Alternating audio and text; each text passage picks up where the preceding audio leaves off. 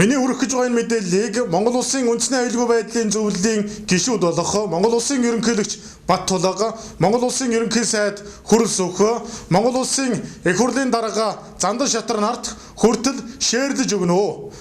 Зээл төр зогс засгийн газраас шаардж байна.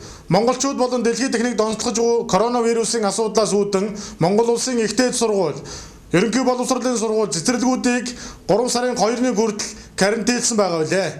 Гэтэл энд ажилладаг хүмүүсийн эдийн засгийн хувьд нөхцөл байдал хүндэрч байна. Энэ юу вэ гэхээр жишээ татаад ярихад хувийн сургуулийн багш карантинлсан хугацаанд цалин авахгүй бөгөөд тухайн багш аль нэг банк болон банк санхүүгийн байгууллага аль нэг газар тодорхой хэмжээний зээлтэй байгаа. Энэ зээлийн энэ зээлийн иргэн төлөлт гэх мэт олон асуудал тухайн багшид учирч байна. Тийм учраас Монгол улсын засгийн газар арилжааны банкуудтай хамтран зээл төр зогс гэдэг шаардлагыг авч хэлэлцсэн шийдэлд хүрэхийг бид шаардж байна. Нүүр номын найзууд зээл төр зогс засгийн газраас шаардж байна бичгийг фэйсбүүктэй постлж бүгдээрээ нэгдэж энэ асуудлаар хамтарч ажиллая.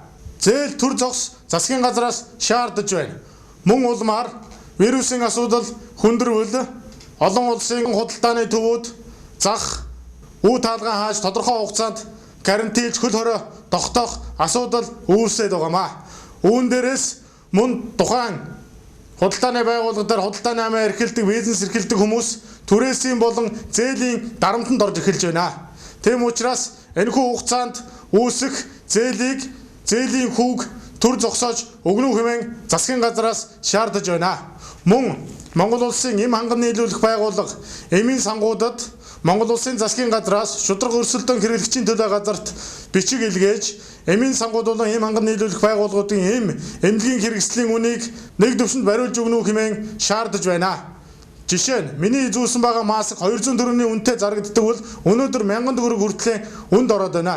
Энэ нэргээд ард түмний эдийн засгийн асуудалд хүндрэлтэй болж байгаа учраас эм ханган нийлүүлэх байгууллага эмийн сангуудыг нэгдсэн нэг үнээр хуучин үнээр нь борлуулахад шудраг өрсөлдөөн хэрэглэгчийн төлөө газар шаардлага тавьж хяналттай ажиллана хэмээн хорж байна.